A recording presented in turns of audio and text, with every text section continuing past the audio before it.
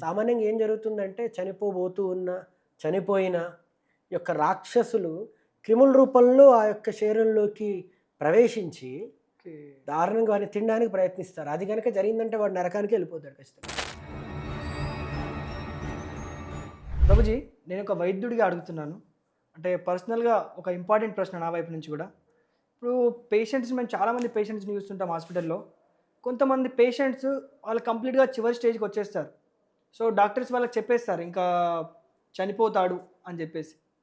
So, ఎప్పుడైతే బంధువులు అతని ఇంటికి తీసుకెళ్ళిపోతారో అప్పటికి ఇంకా ప్రాణం ఉంది. కానీ ఇతను చనిపోతాడు అని బంధువులకు తెలుసు. అటువంటప్పుడు ఇతన్ని నరక బాధల నుంచి కాపాడడానికి మనం ఏమైనా చేయొచ్చా? అసలు గరుడ పురాణంలో దీని గురించి ఏమైనా ఉందా ప్రభుజీ?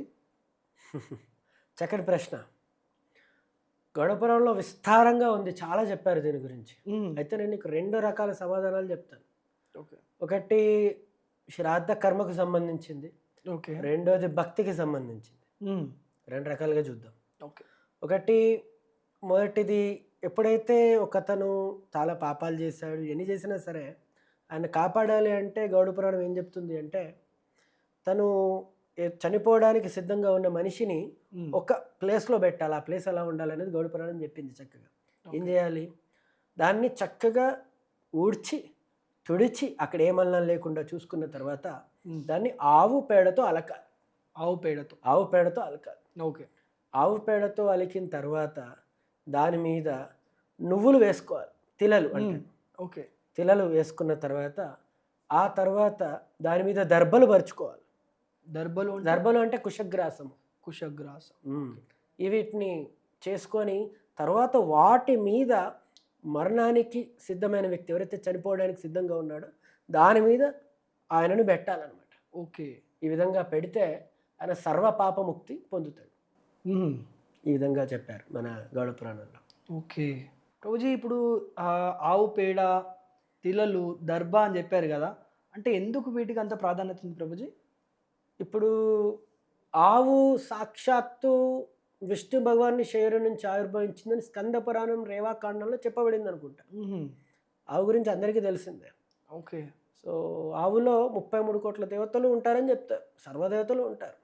అందుకని ఆవు పేడలో దేవతలందరూ ఉంటారు కాబట్టి శక్తి లభిస్తుంది.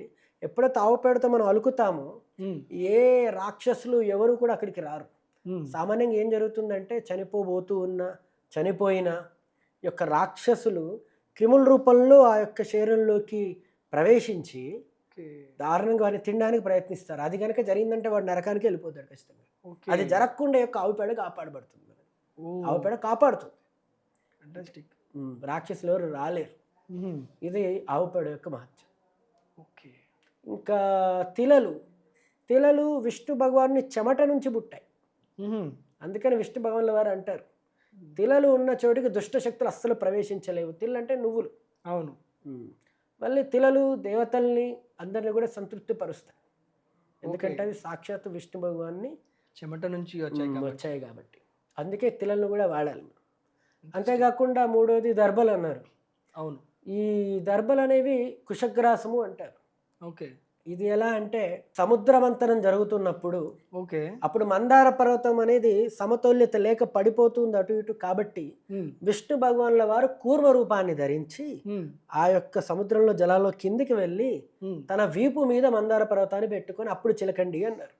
అలా చిలుకుతూ ఉన్నప్పుడు స్వామివారికి అక్కడ ఉన్న కొన్ని రోమాలు పోయాయి అన్నమాట. ఓకే.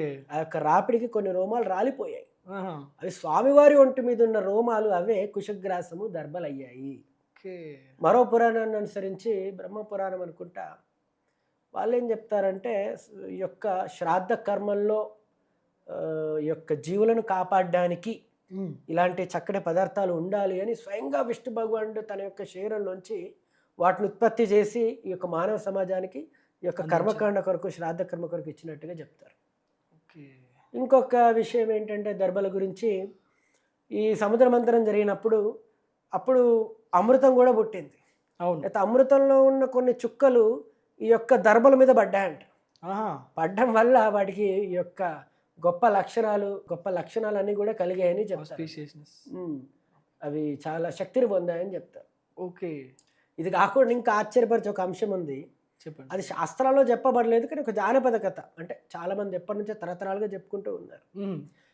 సీతమ్మ వారు తన అవతారం చాలించి తల్లి భూదేవితో భూమి లోపలికి వెళ్ళడానికి ప్రయత్నిస్తున్న సమయంలో కొందరు రాముడు అంటారు, కొందరు కుషుడు అంటారు. కానీ కుషుడే ఇక్కడ సరిపోతాడని నేను అనుకుంటున్నాను. తాను తల్లిని ఆపడానికి పరిగెత్తుకెళ్ళాడంటే అమ్మ ఆగు అని. కానీ అప్పటికే తను లోపలికి ప్రవేశించింది. తన యొక్క శిరోజాలు అంటే ఈ యొక్క వెంట్రుకలు చేతికి తగిలి కొన్ని చేతికి వచ్చాయంట. ఓకే. అవి తన చేతికి తగిలి కింద పడ్డాయంట.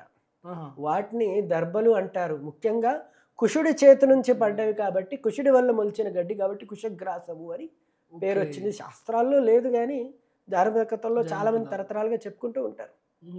ఏది ఏమైనా ఈ విధంగా దర్భల గురించి ఎక్కడ చూసినా గొప్పగా అందరూ చెప్పుకుంటూ ఉన్నారు. అందుకనే మనం ఆవు పేడతో అలికి దాని మీద తిలలు పెట్టి, అంటే నువ్వులు పెట్టి, ఇంకా ఈ యొక్క దర్భలను వేసుకుంటే అక్కడికి ఏ దుష్టశక్తులు రావు. వాటి మీద అప్పుడు ఇంకేం చేయాలి అని అంటే మనము మండలీకరణం చేయాలి. మండలీకరణం అంటే ఒక వృత్తాన్ని చుట్టాలి. అంటే ఇది చేసుకున్న తర్వాత ఒక వృత్తాన్ని నీళ్ళతో ఒక వృత్తాన్ని చుట్టాలన్నమాట. ఇలాగ నీళ్ళు వృత్తంలాగా పోసుకోవాలి. ఓకే. పోసుకున్న తర్వాతకి ఏమవుతుంది, దాంట్లో ఆ వ్యక్తి ఉంటాడు. ఆ వ్యక్తి ఇప్పుడు ఈ యొక్క దర్భలు, నువ్వులు ఇవన్నీ ఉన్నాయి. ఇప్పుడు ఈ యొక్క ప్రాంతానికి చాలా శక్తి వచ్చింది. అందులో బ్రహ్మ, విష్ణువు, శివుడు, లక్ష్మి, అగ్ని అందరూ ఉంటారు. ఈ మండలీకరణం చేసిన తర్వాతకి వాళ్ళ శరీరాల మీద వాళ్ళు ఒళ్ళో పడుకున్నట్టుగా ఉంటాడు ఈ చనిపోబోయే వ్యక్తి. కాబట్టి వాళ్ళందరూ ఈయన పాపాలన్నింటినీ తీసేస్తారు. ఓకే. ఈ విధంగా ఆయన పాపాలు పటాపంచలు అయిపోతాయి అని గౌడ పురాణం చెప్తుందన్నమాట. చాలా ఇంట్రెస్టింగ్ ఉంది ప్రభుజీ. అసలు ఇంత అంటే మన ఈ ధర్మంలో ఏది యూజ్ చేసినా కూడా దాని వెనుక ఒక మంచి ఎక్స్ప్లెనేషన్, ప్రాపర్ ఎక్స్ప్లెనేషన్ అనేది ఉంటుంది. ఖచ్చితంగా ఉంటుంది. ఇంకో విషయం చెప్పడం మర్చిపోయాను. వీటన్నిటితో పాటు ఇంకో విషయం కూడా చేయాలి. అంటే భక్తులు వీటిని ఎక్కువగా పాటించరు. అయితే ఇందులో ఇంకా ఏముందంటే, ఒకవేళ మనిషి చనిపోయాడు అనుకోండి, చనిపోయిన తర్వాత కూడా ఇలాగే దర్భలు, నువ్వులు, ఆవుపేడ అన్నీ చేసిన తర్వాతకి, మండలీకరణం చేసిన తర్వాతకి ఆ వ్యక్తి నోట్లో ఈ యొక్క పంచరత్నాలు వేస్తారనమాట. ఓకే. ఈ పంచరత్నాలు వేసి తర్వాతకి ఏం జరుగుతుంది అంటే, ఈ భూమి మీద ఆవు పేడ, దర్భలు, నువ్వులు వేయగానే అది ఋతుమతి అయిన స్త్రీగా మారిపోతుంది. ఈ వ్యక్తికి ఈ పంచరత్నాలు వీర్యంలాగా పనిచేస్తాయి. ఓకే. అప్పుడు తనకు ఋతుమతి అంటే తన అండం, ఇక్కడ వీర్యం రెండు కలిపి ఒక విత్తనం లాగా అక్కడ మొలిచినట్టుగా మనకు ఈ యొక్క శాస్త్రం చెప్తూ ఉంది. అంటే దీని అర్థం ఏంటి అంటే, తాను యొక్క సమస్త ప్రపంచానికి విత్తనాలేసి దుక్కి దున్ని పంట పండించి అందరికీ కూడా తిండి పెట్టిన వాడితో సమానమై ఈ ప్రక్రియ వల్ల అన్ని పాపాల నుంచి విముక్తుడైపోతాడు. ఇంత తతంగం ఉంది దీంట్లో. కొందరు గంగా నీరు చల్లుతారు, గంగా నీరు తాగిస్తారు. కొందరు తులసి నీరు తాగిస్తారు. ఓకే. తులసి నీరు భక్తులు తాగిస్తారు, బయట వాళ్ళు కూడా తాగిస్తారు. అవును.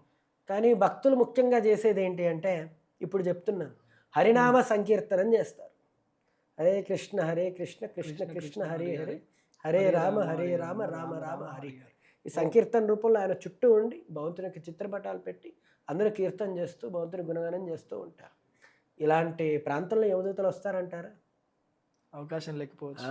ఆ విధంగా వ్యక్తిని వీలైనంతగా భగవద్ధామానికి పంపడానికి ప్రయత్నిస్తారు. భగవద్ధామం కాకపోయినా కనీసం నరకానికి అయితే వెళ్ళరు భక్తులు. ఓకే. ఈ విధంగా మనము అర్థం చేసుకోవచ్చు.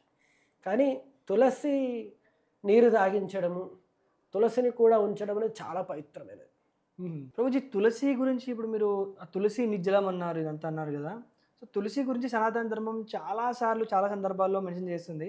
అదేవిధంగా మనం చూస్తుంటాం, ఆల్మోస్ట్ ప్రతి ఒక్కరి ఇంట్లో తులసి ఉంటుంది. అసలు తులసికి సనాతన ధర్మంలో ఇంత ప్రాధాన్యత ఉంది ప్రభుజీ? చక్కటి ప్రశ్న. కానీ దీన్ని అంతటినీ చెప్పుకుంటూ పోతే ఇప్పుడు పాడ్కాస్ట్ ఆగిపోతుంది, తులసి పాడ్కాస్ట్ ఆగిపోతుంది. ఒక గంట సేపు చేసినా సరిపోదు. ఇంకోసారి చేద్దాం తులసి గురించి.